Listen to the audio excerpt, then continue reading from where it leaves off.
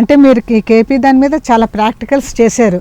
Practical ఎప్పుడు ప్రతి chart నేను చేస్తాను. ఇప్పుడు ఎవడన్నా వాళ్ళ ఎక్స్ క్లయింట్ వచ్చాడు అంటే వాడు ఏం సమస్య చెప్పినా నేను రెండిట్లో చదువుకుంటా.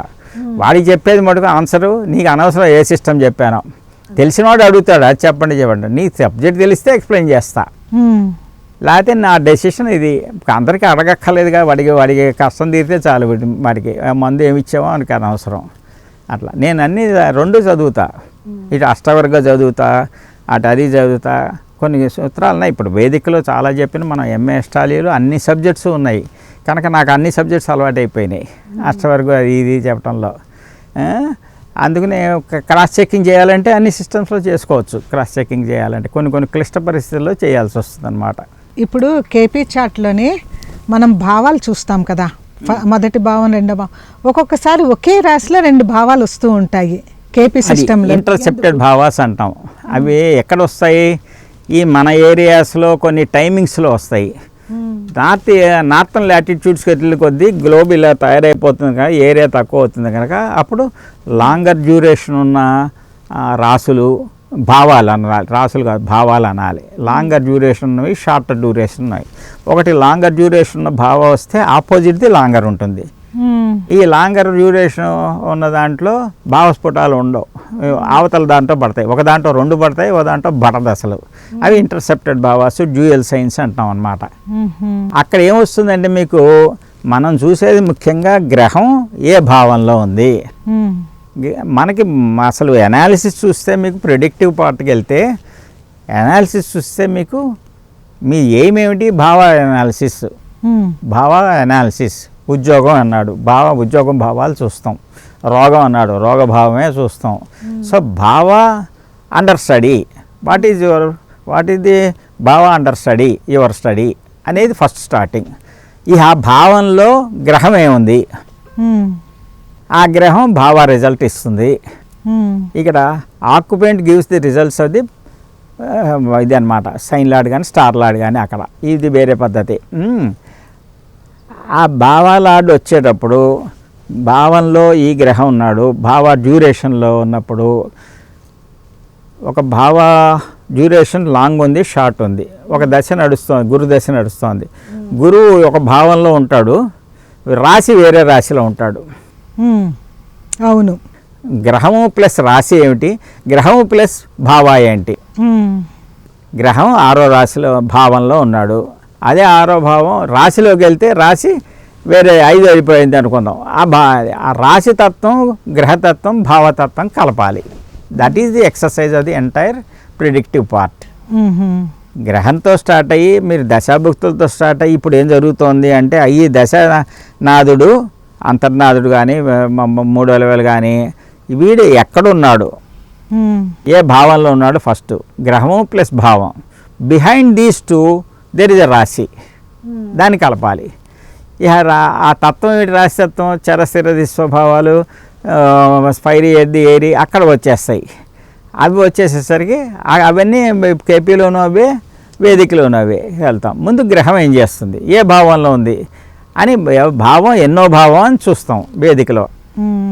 ఇందులోకి వచ్చేసరికి ఏ నక్షత్రం ఉంది, ఈ నక్షత్ర కేపీలో ఏ నక్షత్రంలో ఉందో చూస్తాం. ఆ నక్షత్రం లార్డ్ ఎవడు, వాడికి ఆక్యుపేషన్, వాడికి భావ ఓనర్షిప్లు ఏమున్నాయి, అవి రిజల్ట్స్ వీడిస్తాడు అని నక్షత్ర జ్యోతిష్యంలో చూస్తాం. అది కేపీ సిస్టమ్, నక్షత్ర జ్యోతిష్యం.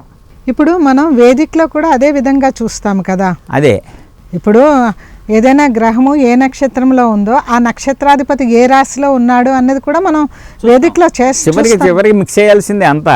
చివరికి మీరు ఏ సిస్టమ్ చూస్తున్నారో మీరే మర్చిపోతారు. అది చూడాల్సిందే, మీరు ఎందులోకి వెళ్ళినా సరే చూడాల్సిందే. అక్కడే మనకి ఏంటంటే పంచప్రకార సంబంధం అంటాం. స్థితి, యుతి, దృష్టి, కేంద్ర కోణాలు.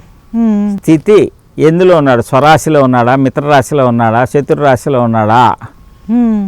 యుతి ఎవరితో కలిశాడు, శత్రువుతో కలిశాడా, మిత్రుడితో కలిశాడా. శత్రువు మిత్రులు ఎవరు, తత్కాల మిత్రులు, తత్కాల నైసర్గిక శుభులు, నైసర్గిక పాపులు, తత్కాలపులు, సత్కాలపుల్లో ఉన్నారా, ఇది వేదికలో. ఆ తర్వాత స్థితి, యుతి, దృష్టి, వీడిని ఎవడు చూస్తున్నాడు, వాడిని ఎవడు చూస్తున్నాడు, వీడిని ఎవడు చూస్తున్నాడు, వీడు ఎవరిని చూస్తున్నాడు, వీడిని ఎవడు చూస్తున్నాడు. దృష్టి, వాళ్ళకున్న భావ సంబంధాలు ఏంటి, అక్కడ భావ సంబంధాలే ఎక్కువ ఇస్తాయి. ఏ భావ సంబంధాలతో ఉన్న గ్రహం ఎవరిని చూస్తున్నాయి, స్థితి యుతి దృష్టి. కేంద్ర కోణాల దగ్గరికి వచ్చేసరికి లగ్నాత్తు కేంద్ర కోణాల్లో ఉన్నారా, పరస్పర కేంద్ర కోణాల్లో ఉన్నారా, వీడికి వాడు వాడికి వీడు. అంటే కేపీలో కూడా మనం కేంద్ర కోణాలు చూడాలి. ఈ భాష మాట్లాడడం అక్కడ మరి ఏ భాష చూడడం, అసలు చూడమనే చెప్తారు. ఓకే, అక్కడ ఇదన్నీ కవర్ అయిపోతాయి ఇందులో. అక్కడికి వచ్చేసరికి ఏం చేస్తాం, కేపీలోకి వచ్చేసరికి ప్రశ్న ఏంటంటాం. ఫస్ట్ మామూలు ప్రాక్టికల్ ఎస్ట్రాలజీ వేరు, థియరీ వేరు. అవును, ప్రాక్టికల్ ఎస్ట్రాలజీకి వస్తే ఏం చేయాలి, పుస్తకం చూసి మనం ప్రాక్టీస్ చేద్దామంటే కుదరదు. అవును, ప్రాక్టికల్ ఎస్ట్రాలజీలో వచ్చి రాగానే నీ ప్రశ్న ఏంటి బాబు అనాలి. నీకేం సమస్య వస్తే వచ్చావు, సమస్య రాంతే జ్యోతిష్యుడి దగ్గరికి వైద్యుడి దగ్గరికి వెళ్ళకూడదు. అవును, ఏంటి జనరల్ బ్లడ్ టెస్ట్ చేయమంటే అన్నీ కలిపేస్తాడు వాడు. అందుకని ఈ సమస్య ఏంటంటే ఆ సమస్యకి తగ్గ భావం ఏంటి, సరే ఆ సమస్య తగ్గ భావం పట్టు. ఇప్పుడేం దశ నడుస్తోంది నీకు, ఇప్పుడే గోచారం నడుస్తోంది, ఈ గోచారం ఈ దశతో ఎట్లా ఉంది. ఇక్కడి నుంచి కేపీకి వెళ్ళాలి మీరంటే ఈ దశ నడుస్తోంది. ఆ దశ ఏ నాడు, ఇప్పుడు గురుడు ఉన్నాడు, గురు దశ నడుస్తోంది. గురువు ఏ నక్షత్రంలో ఉన్నాడు, ఆ నక్షత్రాధిపతి ఎవరు, ఏ భావాల్ని ఓనర్షిప్ ఉంది వాడికి, ఆ ఓనర్షిప్ కాక ఏ భావంలో ఉన్నాడు వాడు. గురుడు ఎక్స్ ప్లానెట్ దశ నడుస్తోంది, దశాలాడు X in the star of the Y owning 4 and 5 భావాస్ అండ్ పొజిటెడ్ ఇన్ 6th భావ. So Y is interpreting 3, 4, 5. This X planet should give 3, 4, 5 results. And what about the X తత్వ, బట్ తత్వ the results in that. X planet తత్వ gives that. ఇది కాక ఏ భావంలో ఉన్నారు ఏమున్నారు కాక ఇది కేపీ దగ్గరికి వెళ్తాం అనమాట. ఇది ఎందులో అంటే ఇది చూసేది. దీనికి అడిగిన క్వశ్చన్ ఏంటి, ఇప్పుడున్న ఈ దశాభక్తుల సంబంధాలు ఉన్న భావాలకి నువ్వు అడిగిన క్వశ్చన్ సరిపోతుందా, తేడా వస్తుంది.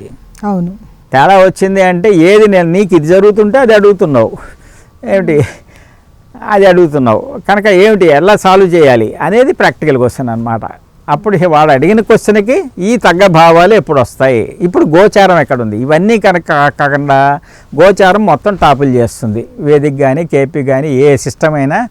ఇప్పుడు కేపీలో కూడా వింశోత్తరి దశనేనా? వింశోత్తర దశలే, కంప్లీట్ ఇదే వింశోత్తర దశే. తర్వాత కేపీకి నాడీ జ్యోతిష్యానికి ఏమైనా సంబంధం ఉందా? నాడీలో కేవలం వాళ్ళు నాడీ ఒరిజినల్ నాడీకి వెళ్తే గురుడే వాళ్ళకి ఇంపార్టెంట్. గురుడు తిరుగుడే, పుట్టిన టైం నుంచి గురుడు ఎక్కడెక్కడ తిరుగుతున్నాడు, ఏ గ్రహాలు మిగతా గ్రహాలని రాడికల్ పాయింట్స్ అంటాం. మిగతా గ్రహాల జన్మస్థాన పాయింట్స్ని ఏదేని ట్రిగర్ చేస్తున్నాడు వాడు గురుడు తిరుగుతూ. అట్టగా ఇప్పుడు గోచారంలో ఏ గ్రహాలని ట్రిగర్ చేస్తున్నాడు, అట్లా తీసుకుంటూ వరుసగా వేసేసి అవి ఒరిజినల్ నాడీలో అట్లా వస్తాయన్నమాట. ఇవి నాడీ అంటే నక్షత్రం అని మీనింగ్ ఉంది, పల్స్ అని మీనింగ్ ఉంది. ఇది కనుక ఆ ఒరిజినల్ నాడీ నుంచి నక్షత్రం కాదు, అసలు నాడికి గురుడు గోచారాన్ని బట్టే వస్తుంది అనమాట అవి. ఆ తర్వాత ఇప్పుడు వీటిలోకి వచ్చేసరికి ఇది కూడా నాడీ జ్యోతిష్యం, నక్షత్ర జ్యోతిష్యం ఇవన్నీ అన్నారు కనుక ఇందులో కూడా ఈ టర్న్గా వస్తుంది అన్నమాట కేపీలో.